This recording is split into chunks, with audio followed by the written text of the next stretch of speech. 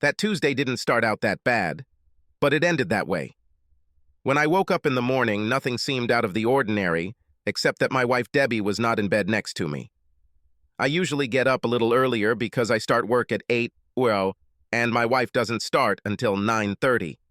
I finished my morning chores and headed downstairs to make coffee for my wife and I when I smelled the coffee already brewing. When I came downstairs, my wife, already dressed for work, was sitting at the corner breakfast table. She smiled at me and we wished each other good morning. While I was pouring myself some coffee, my wife said, "This morning I will have to leave early for a meeting at work. I'll be free by 5 and be right back home so we can talk as soon as you get home." This caught me a little off guard, and I raised an eyebrow and asked, Oh, did I forget something? What do we need to talk about?" Debbie just waved her hand and said, "We'd talk about it later, that it was nothing that couldn't wait." With that, she stood up, put her cup in the sink, kissed me goodbye, and was out the door before I could respond.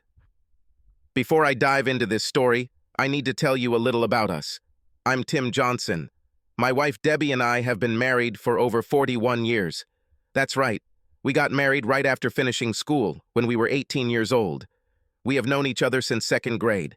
We dated all through high school, and we both knew we were meant to be together for the rest of our lives. Neither of us had ever dated anyone else, so we learned about sex together and were the only sexual partners. Heck, I've never kissed another woman other than on the cheek as a greeting, and I guess it was the same with my wife. We attended the same college as a married couple, living in a cheap apartment and working part-time jobs to get by. I had a GI Bill to help with school expenses, and her parents helped her, so although it was a little difficult, it wasn't that harsh. We actually started our family while we were still in college. Our oldest child, Terry, is 37 years old and married with 2 children. She works as a family law attorney for an out-of-state firm. Our second, Darcy, is 35, single, and works in Washington as an assistant director at the Department of Agriculture.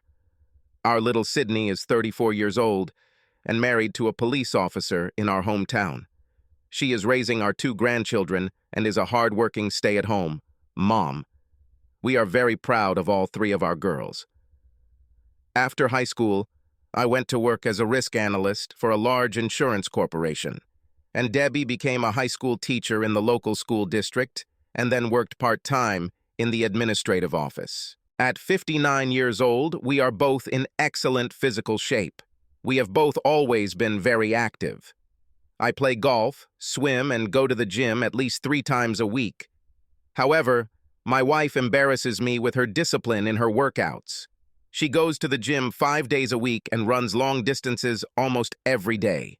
I may be biased, but she is still the most beautiful woman I have ever seen. She weighs the same as she weighed on our wedding day. Not bad for 3 kids and 41 years of marriage. When we were young, she was so beautiful that when she walked into a room, even women would stop to stare at her. To this day, she attracts the attention of men half her age, but she always carries herself with dignity and class. Debbie and I talk about this all the time. Our family life is the embodiment of the American dream.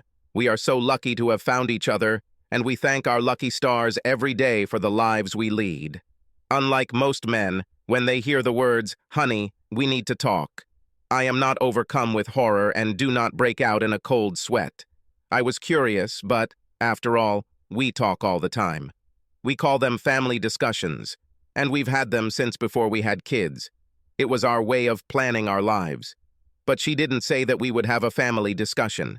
At work, I wasn't preoccupied with anxiety about the upcoming meeting, but I was a little I dreamed about unforgettable lovemaking the night before. Debbie is a very lively and spontaneous lover. She doesn't hesitate to tell me what she wants and gets her way. She never fakes the climax because we discussed a long time ago that we should be honest with each other and strive to make our love life better, and any simulation will not help with that. When she crosses the line, she screams with incredible force. Her whole body shudders, her eyes roll back, and sometimes she loses consciousness for a few seconds. She doesn't even want to be touched for several minutes because her whole body is so sensitive. It's amazing to watch and be a part of. She constantly tells me that she will never cheat on me because it would take too long to prepare a new lover. After 41 years of marriage, we still make love 2 to 3 times a week. Overall, we enjoyed a very enjoyable love life until middle age. With my curiosity piqued, I left work a little early and headed home. I wanted to get home before Debbie so I could change my clothes, get comfortable with a glass of my favorite single malt whiskey, and find out what our conversation would be about. My curiosity turned to concern when I pulled into the garage and saw my wife's 7-year-old Camry already there. My anxiety increased when I saw her sitting at the table with a glass of wine in her hand and my scotch already poured and placed in my place. She looked very confused as she kept rubbing her knee with her free hand. It's been a nervous habit of hers ever since I've known her. I asked if I could change before we started. She answered, "No, I want to do it right now. Please have a seat." I didn't argue because as I sat down, I was sure she was going to tell me she was sick. I felt my chest constrict, and it became difficult to breathe normally. Looking into her eyes, I don't know what I saw, but I knew that I had never seen such a look and expression on her face before. She seemed nervous, and her voice cracked as she spoke in a very low, deliberate tone. "Tim, there is something that I have been thinking about for quite some time, and I need to express it without interruption. Please let me finish before you speak so you can understand how important this is to me." As she continued, she seemed to gain more and more confidence. "And I need you not to lose your temper and turn this into a baby cry. Can you do this for me, please?" I nodded my head slowly without saying a word. At least she wasn't going to tell me she was sick, but I suspected it would be much worse. And I was right. "Darling, you know that I love you more than life itself. Since my school years, I have loved only you.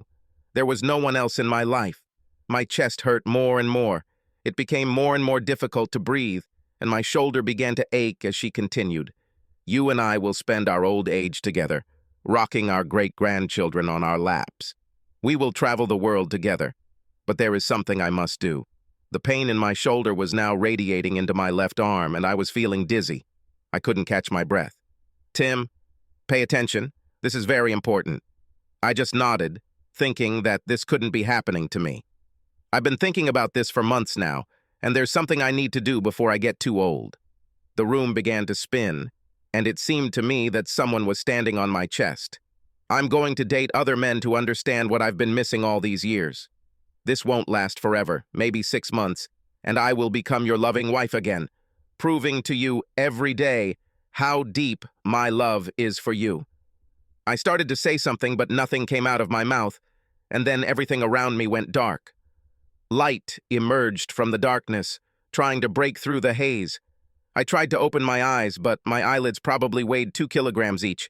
I struggled to open them and finally succeeded. Where have I been? What were those beeps? Why can't I move? My throat was very sore. What is my name? I must be in the hospital. What happened to me? All these thoughts ran through my head when I remembered that I was Tim Johnson, and I was in the hospital because my wife tried to kill me. Why did she try to kill me?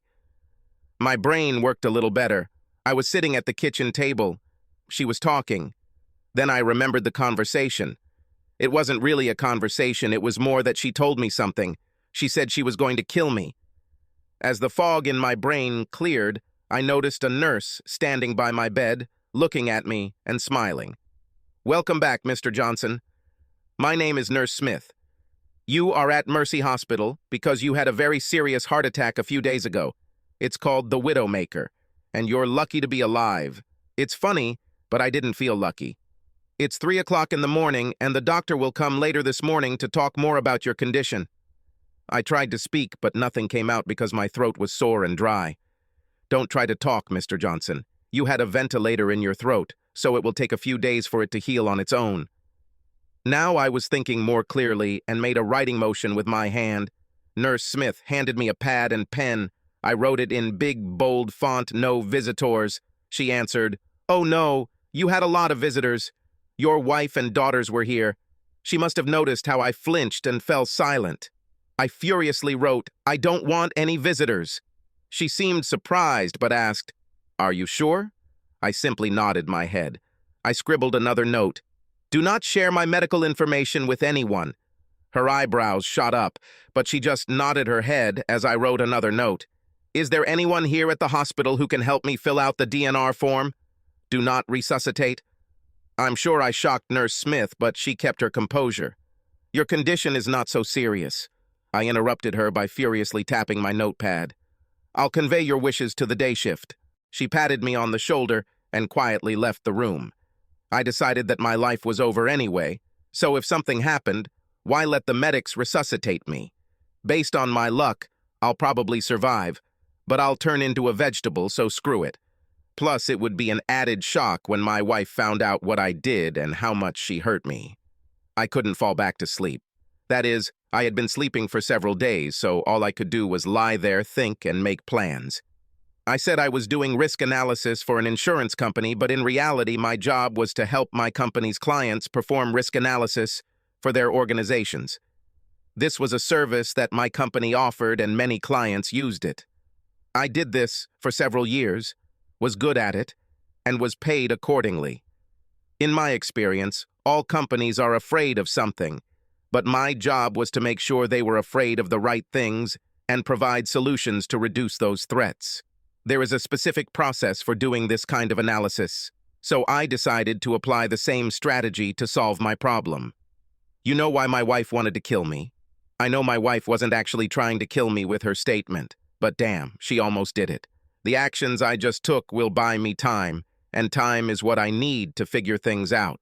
Lying in bed and waiting for dawn, I began to analyze my situation. I am one of those strange people who, when I think, talk to myself, and this case was no exception. Okay, Tim, you've bought yourself some time. Now let's think about the real issues. There was nothing unusual in the fact that my wife spoke very directly and briefly. So she wasn't trying to shock me with her statements. It was just the way she approached everything her entire life. What did she say? She's been thinking about it for months. Should I have noticed something? Changes in her behavior? Did she give me verbal hints that I missed? Maybe she has already cheated on me? I answered all these questions in the negative. Debbie is not flighty and doesn't tend to act at random. She acts deliberately, but once she formulates a plan of action, she does not hesitate or chat in vain, but goes ahead. Another very important fact. She didn't say she wanted to date other guys. She said she was going to date other guys. So, Tim, you have a real problem that most likely won't go away because she put you in the hospital. Crap. So, Tim, here are the scenarios I see. 1, you can just let her date guys and hope that sooner or later she'll get it out of her head so we can go back to the way things were. Secondly, you can try to talk her out of it because honestly, I can't imagine myself being a husband who shares his wife. Third, just divorce her and be done with it. Or fourth, you can just die and not worry about it. Honestly, the fourth option doesn't look that bad right now. I still feel like crap. Obviously, I was wrong. I was able to fall asleep because the next moment, daylight streamed through the window and the clock on the wall showed 10:40. Shortly after I woke up, the doctor came in and explained that a widowmaker heart attack was caused by a complete blockage of the left anterior descending artery of the heart. He said that I was very lucky because with this type of heart attack, the survival rate is very low. If my wife had not been with me and called 911, I would have died, okay? He was the second person to tell me how lucky I was, but I still didn't feel it. I asked him if extreme stress could cause an attack like this. He replied, well, yes, strong emotional trauma can provoke it, but the heart problems should have existed for a long time.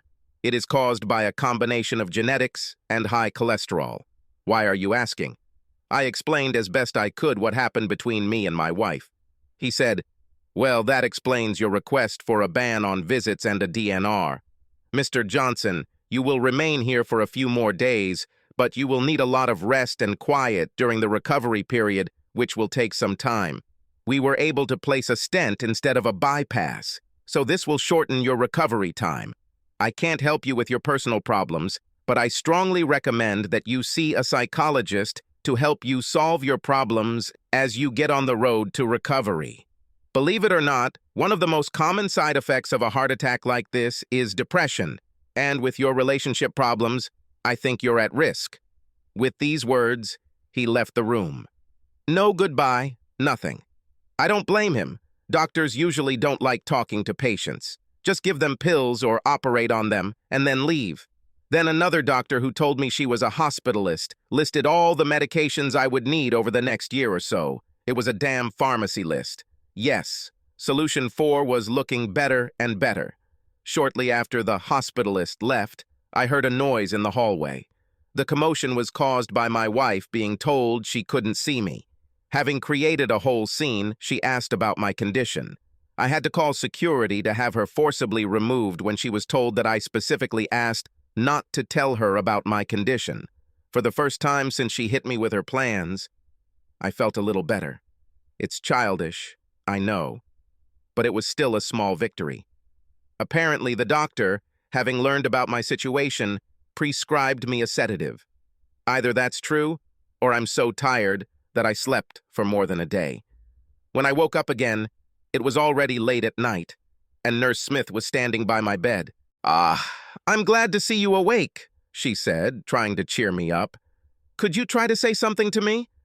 I was able to speak, although with a slight hoarseness, but thank God at least I could speak. She asked if we could talk, and I nodded my head yes, but only if she called me Tim. She laughed and said it was okay and that I should call her Beth. She started the conversation by saying that she was aware of my situation and understood why I had a no visitors rule, but was still concerned about the DNR request. I told her to forget about the DNR, that I didn't really want to die, and that I knew that sooner or later I would have to talk to my wife. But I, of course, did not want to do this until I was well enough. Beth then told me she understood, but she had to kick my wife and all 3 girls out of the room shortly before I woke up. She told me what I already knew, that at some point I would have to talk to my wife, but given the circumstances, maybe I could talk to my daughters. At that moment, it hit me. How much, if anything, do my daughters know about what their mother told me? The girls were very close to their mother, and maybe they knew in advance what she was going to say. Probably not. But Debbie was especially close to Darcy. Even though she was in Washington, they talked on the phone almost every day, so maybe Darcy was aware. Maybe Debbie told the girls the truth after what happened to me. In any case, I agreed with Beth that I should talk to the girls, especially since the older ones had traveled great distances to be near me. Beth said she would contact them and ask them to come back to talk to me, but only one at a time. I told her in no uncertain terms that I was not going to talk to my wife, and she understood. I found it interesting that the girls were back in my room within 5 minutes.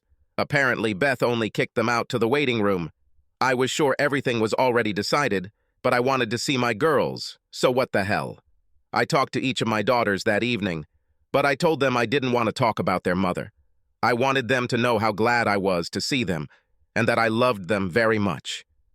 Tears welled up in my eyes, and I became very emotional when I finally realized how close I was to never seeing them again.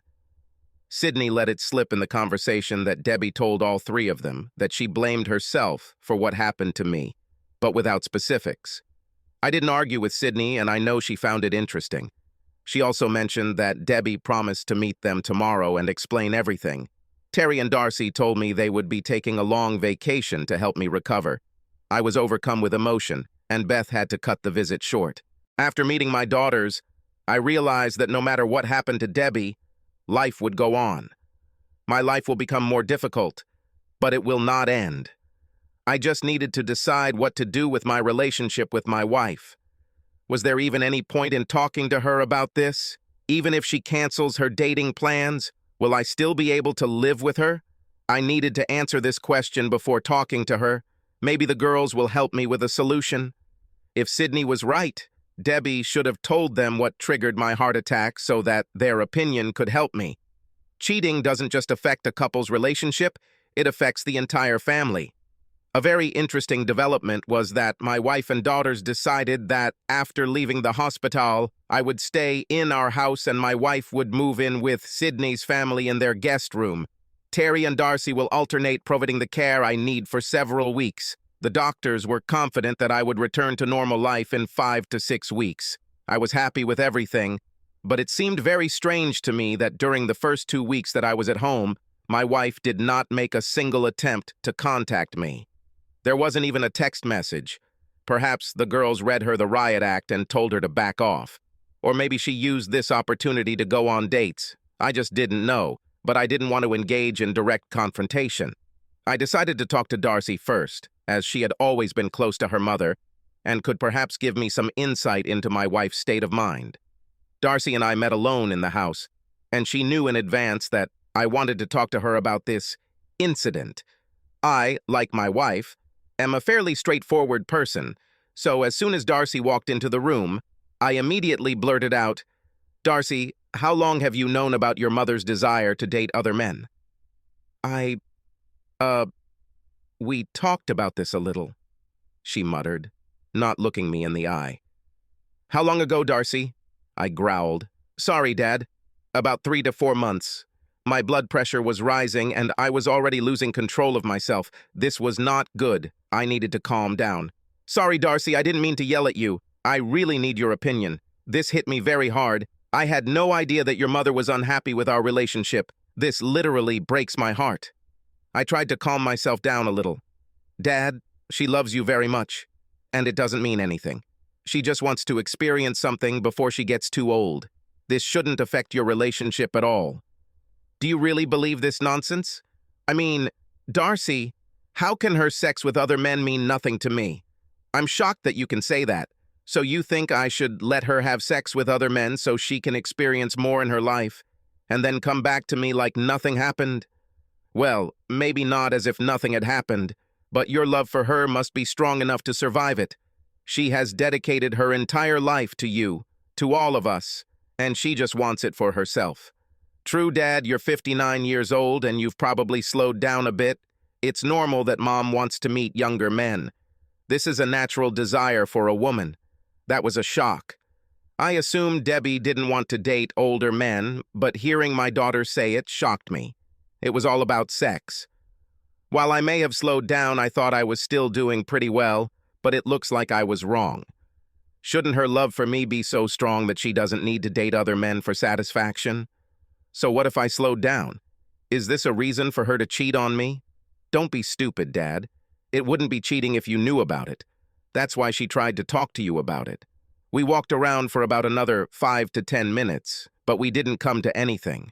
Darcy expressed her opinion on this matter with complete certainty. I needed to end this conversation before I exploded, Darcy asked, in an almost childish voice. "What are you going to do, Dad?" "I don't know, Darcy. I just don't know. But I just can't live with the fact that your mother sleeps with other men. I'm just not cut out for this." I was well aware that Debbie would quickly learn the details of our conversation. We hugged and said goodbye. I thought to myself that I hoped Darcy never got married or at least told her fiancé about her beliefs beforehand. My conversation with Terry was just the opposite. She entered the room all excited and spat out, "I can't believe this bitch is doing this to us." "Hey there," I said, raising my hand to her face. "It's your mother you're talking about, and she's not doing this to us. She does this to me. Understand, Dad? When someone in the family cheats, it affects all of us. So yes, she is cheating on her family." Terry, you said cheating? But didn't you mean she's going to cheat? You really don't know, do you, Dad? She's been seeing men since you went to the hospital. I think she was doing this even before you had your heart attack. I don't think she's slept with any of them yet, but she's definitely bugging them. I suspected that after this revelation, my relationship with Darcy was practically over. It wouldn't be a surprise to me if Debbie was dating. It was strange. I kept waiting for another heart attack or at least a stroke, but it didn't happen. I only felt sadness because at that moment I realized that my marriage was over. To be honest, I wasn't surprised Debbie did that. She has always been strong. But why did she call an ambulance when I had a heart attack? There was no point to it, except that in her own quirky way, she at least liked me. All I could do was shake my head. I wondered again, is there really any reason to sit down and talk to her? Terry and I talked for some more time, mainly about divorce laws in our state. In a no-fault state, it wasn't all that difficult. All assets are split 50-50. Terry said I might consider a legal separation if I wasn't sure about divorcing Debbie.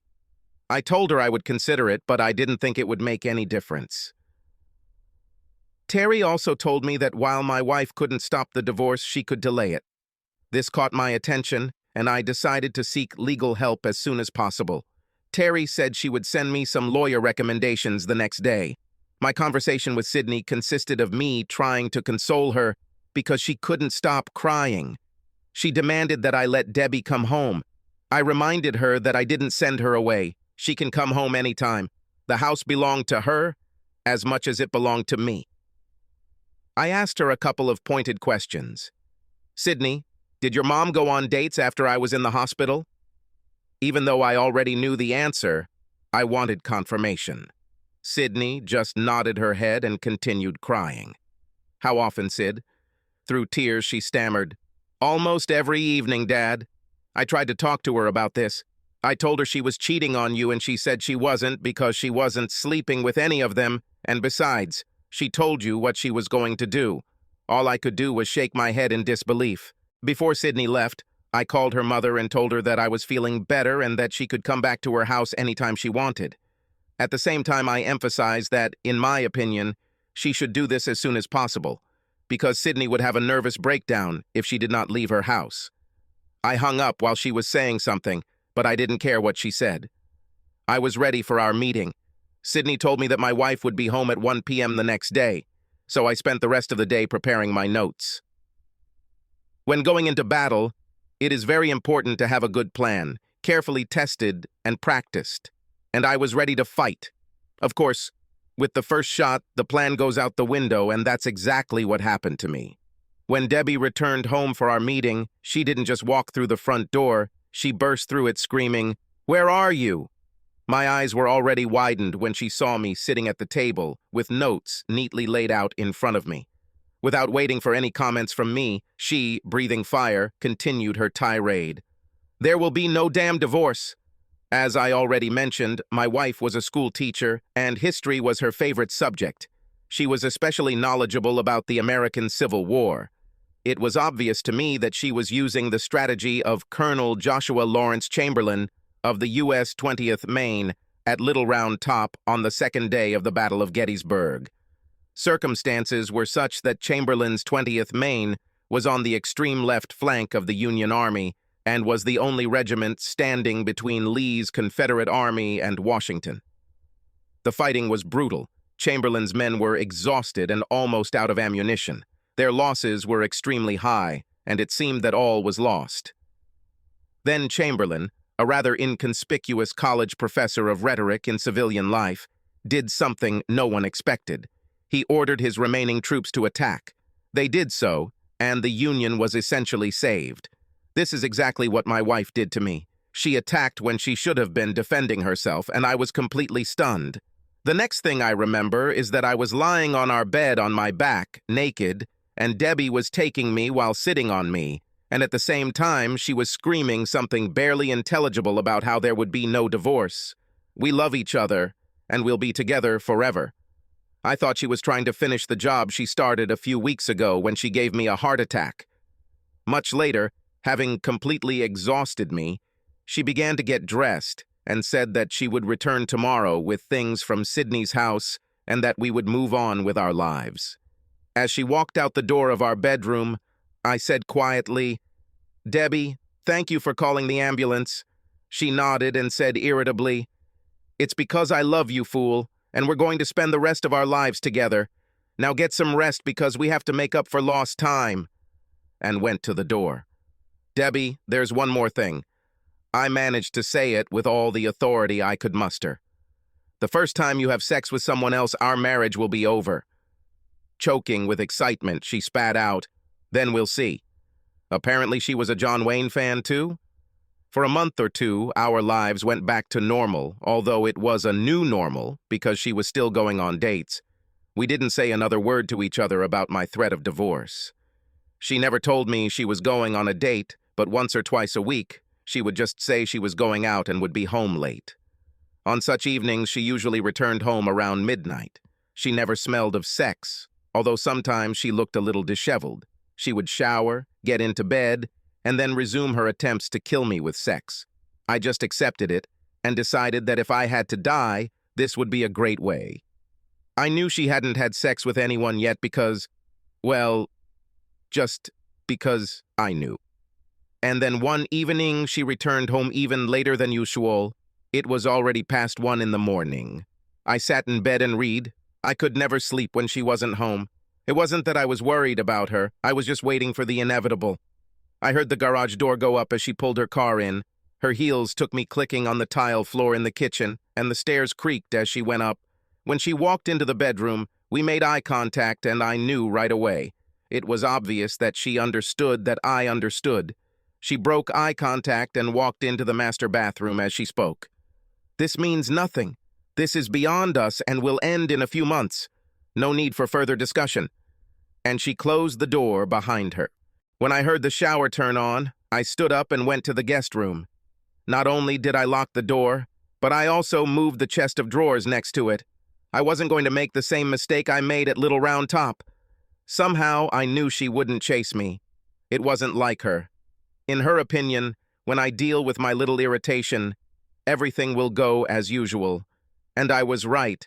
I never heard a peep from her for the rest of the night. For my part, I didn't sleep at all. I had tears in my eyes, mourning the death of my marriage, and my mind was busy planning. For the next couple of weeks, we looked more like roommates than a married couple. We were polite to each other, but just went about our daily routines and responsibilities. I know she went out a few more times, but I didn't know what she was doing.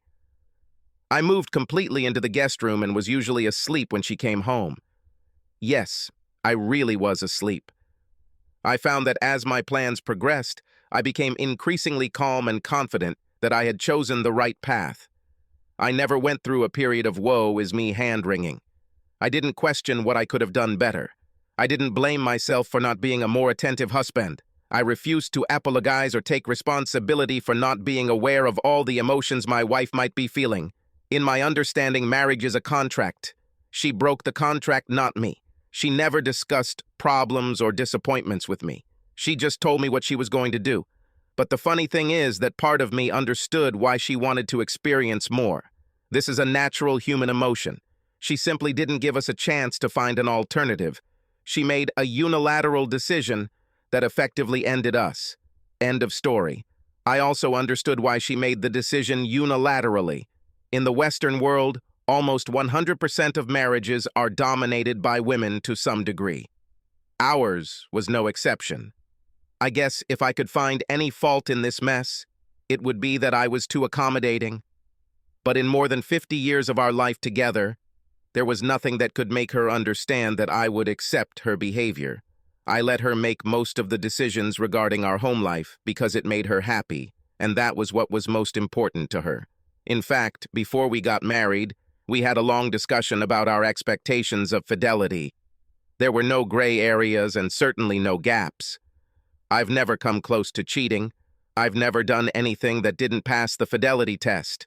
And I expected Debbie to do the same. She did this to us, not me. A couple of weeks after Debbie cheated on me the first time, I was ready for it. One evening, after she left, I sat at the kitchen table, where we held most family gatherings, waiting for her to return. When she returned, I said quietly, "Debbie, we need to talk." "Not now," she replied dismissively. "I need to take a shower and get some sleep. We can talk in the morning." "No," I answered with an authority she had never heard from me before. "We'll talk right now. Please sit down." She was clearly angry with me and irritably sat down in the chair opposite mine. Her nervousness was obvious and was probably due to the scent of her lover emanating from her, but I didn't care. I handed her a manila envelope across the table and said clearly, "These are divorce papers. I submitted them due to irreconcilable differences." At that moment, she began to say something, and I raised my hand in front of her face. "No, just sit here. A few months ago, you told me to sit and listen to you without interrupting, and I expect you to do the same until I'm done." She leaned back, rolled her eyes, crossed her arms, and glared at me. "These documents explain everything," I said. "There is a card from my lawyer in the envelope. You can sign them and return them to his office. If you don't do this within 3 days, I will have no choice but to serve you at work. I don't want to embarrass you publicly, but honestly, I wouldn't mind doing it where most of your lovers are. Do not worry. I didn't follow you. I have no photographs, audio, or video recordings of your infidelities. None of this matters to me. I continued. Everything is very simple. In a no-fault state, everything is divided in half. Our children have grown up and live independently. The house is paid for. We pay off our total credit card debt and move on with our lives. Are you finished? She asked in the most condescending tone. I simply nodded my head. Standing up, she declared, "Okay, we're not getting a divorce. I'm tired and going to bed. Good night." The next morning, she wanted to talk. Interestingly, for the first time in a long time, she prepared a good breakfast for us. She looked quite cheerful as she pottered around the kitchen. When breakfast was ready and I picked my jaw up from the floor, she calmly sat down and motioned with her hand for me to do the same. It was becoming surreal. I didn't sit down, said I'd eat out, and walked out the door. She didn't know that I was heading to an apartment I'd rented not far from work, and that I had no intention of ever setting foot in that house again, except to pick up my things when the divorce was finalized. I thought I heard her crying softly as I got into the car, but I couldn't be sure. At this point, I had no intention of continuing the conversation. My direction was clear. She never had any contact with me except through her lawyer, and I did the same. She, of course, did not sign the papers, and I asked to officially serve her at work, as I said. She found herself a lawyer and began to do everything possible to disrupt the divorce process. No amount of persuasion on my part or on the part of our daughters influenced her actions. But in the end, there was nothing she could do to stop the divorce, and after 6 months, we were finally in family court with our lawyers. To be honest, I didn't really pay much attention to what was being said. I just wanted it to be over. My lawyer told me that this was the only formal meeting I had to attend, and I was grateful. But when the judge spoke directly to my wife, I sat up and focused my attention. "Mrs. Johnson, why don't you want me to grant this petition for divorce as written? Everything looks like a fair distribution of wealth." My wife responded, standing in front of the judge, dressed as if she was going to church. "Your Honor, several months ago I made a terrible decision that destroyed our 41-year marriage. At the time, I was going through menopause and had trouble thinking clearly. I felt old and unattractive. Several young men at work flirted with me and showered me with praise and attention.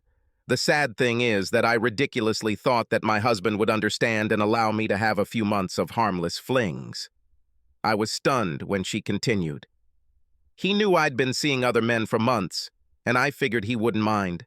Now I understand that I was wrong. I stopped dating anyone when he filled me divorce papers. I actually went to see a therapist several times a week, and she helped me realize how wrong my actions were.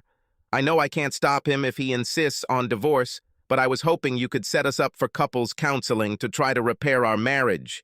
We've been together for over 50 years, and I feel like the least my husband could do is agree to go to therapy together before walking away from our marriage."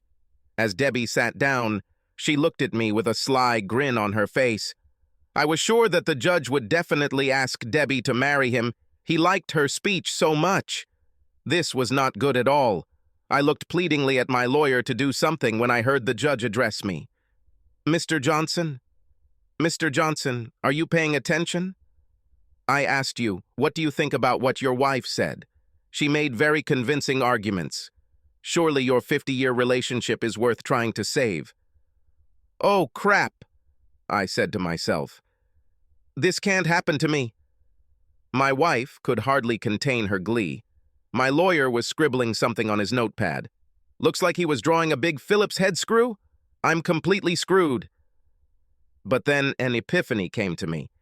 I was back in the fight, and the first shot had already been fired. I answered, "Your Honor, may I take a moment to process what my wife said?" She really gave me something to think about. "I'd like to talk to my lawyer."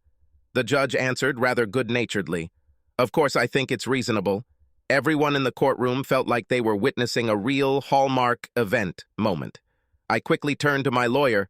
who had by this time finished screwing in the Phillips head screw. "What happens if I withdraw my divorce petition right now? Will he still be able to schedule a consultation?" My lawyer looks like Clarence Darrow, turned and said, "No, he can't. The court will no longer have jurisdiction in this matter." "One more question, Clarence. Who?" "It doesn't matter now. What would happen if I just disappeared? My wife would have to serve me to get a divorce, right?" "Yes, but in reality it's not so simple. In a year, she may get a divorce due to the fact that she was abandoned," he answered. "Only if luck smiles on me," I said thoughtfully and sighed heavily. "Is there a law that says I have to live with my wife?" My thoughts are racing now. "No, it doesn't exist," he answered in the manner of a lawyer. Then a light bulb went on in his head and he asked, "Will I still get paid?" "Finally, Clarence, finally." I smiled broadly, straightened my tie, wiped my hands to smooth my trousers, and stood up to address the court. Everyone wanted it to end like a Hallmark movie, and I was going to give it to them. Well, sort of. "Your Honor, in light of the fact that my wife has spoken in the most convincing manner, I immediately withdraw my petition for divorce." There was real bedlam in the courtroom. Although no, there were only about 12 people there, and it was lunchtime, so those who were not involved in the process got up to go to the cafeteria. The judge slammed his gavel, granting my request, smiling widely and with tears in his eyes. My wife and her lawyer themselves cried with happiness. I was furious, but I put on what I hoped was a happy face and walked straight out of the courtroom. I walked to my car with my wife following me, muttering something about how happy we were, blah, blah, blah. I started the car and left it in the parking lot, wondering what just happened. As I pulled out of the parking lot, I threw my phone into the bushes and drove straight to work, where I immediately went to HR and retired. I realized I could rely on my 401k since I turned 59 and a half years old. I won't be able to get Social Security for a few more years, but with my 401 and our other assets, I knew I could do it. From work, I went to our bank. I did all the things people do right away when they get divorced. Our house was paid off and cost almost $1 million.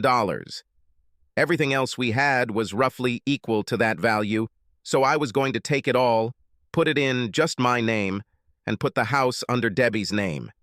My family didn't know where I lived and only contacted me through work or phone calls, so I had time to complete my plan without any hindrance. 2 weeks later, having made an appointment with Debbie, I drove up to our house, now probably my wife's house, in my brand new 11.5-meter Class A Jorgeton motorhome. My new Jeep Wrangler 444 was hooked up to the tow hook behind it and ready to go. I knocked on the door and heard Debbie approaching from inside. All 3 of our daughters were there too, because I warned them about my arrival.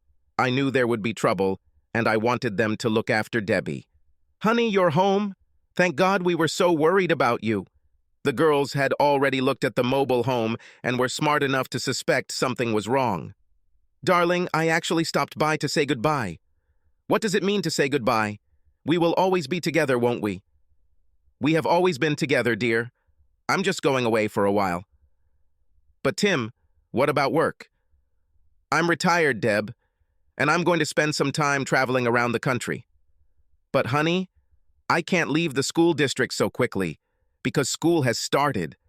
I know traveling around the country in an RV is our dream, but right now, I just can't do it." She still didn't understand, but my daughters understood and they were stunned. They were already burning holes in me with their looks because they knew I was going to leave them to deal with my promiscuous, stupid wife, and they weren't happy. "We need to go inside and talk, Debbie. I want to tell you a lot, and I will give you the opportunity to speak out too." We all went into the kitchen and sat down at the table. It took my breath away thinking about all the family gatherings we had around that table. The thought that this meeting would be the last was almost unbearable for me. But I've been thinking a lot about my situation over the last couple of weeks. There is not a drop of anger left in me. I was no longer nervous, afraid, or insecure. I felt calmer than I had in years. So I started the meeting. First of all, I want to apologize to you, Debbie, and to you girls for the way I behaved when you first told me about your plans to sleep with other men. I know that in the hospital I behaved like a child. I raised my hand before Debbie could say a word. Please let me finish. I know the heart attack wasn't because of you. In twisted circumstances, you may have actually saved my life. The heart attack was bound to happen at some point, anyway, and thanks to you being there and calling for help right away, I am alive and here today. The doctors assured me of this. So, thank you. This really confused her. I've been thinking a lot since our trial, and I realized something, Debbie. Neither you nor I have ever been on our own. We've been together since elementary school. I think I now understand how you felt when you told me what you were going to do. I focused on the sexual aspect of your desire, although I think what you were really saying was that you wanted to be alone. You wanted to stand up and take your life into your own hands. Then I realized that I was in the same position as you. Our whole life, all our plans were made together, and now I also want to live alone. I think we both need some time apart to figure out who we are as individuals. At this point, I let her speak because it would be impossible to stop her. But I don't want to be alone. I will never give you a divorce. We will be together until the end of our days. I screwed up so much when I told you all this. How she managed to say this through her tears and sniffles, I don't know. She looked like she was about to hyperventilate. The girls, despite the tears in their eyes, remained surprisingly calm and quiet. Deb, I accept that you will never give me a divorce. And I don't want to get a divorce anymore. For me, it doesn't make any difference. But we won't live together anymore. I need to understand who I am outside of us. I handed her a document on the right to inheritance across the table. I give you the house and take most of our other assets, and in the end, it's 50-50. The girls were now crying openly because they understood. Tim, honey, don't do this. I can make it up to you. I know that in time you will be able to forgive me. I haven't dated anyone for months. My therapist helped me realize how stupid I was. Please don't do this. You said you'd be back. I've already forgiven you, Deb. Maybe someday I'll return. I release you from our wedding vows. I want you to experience everything you want in life. Without any guilt, I just can't be here while you're doing this. But how can I contact you if I need to talk? You can't leave me like this. It's not fair.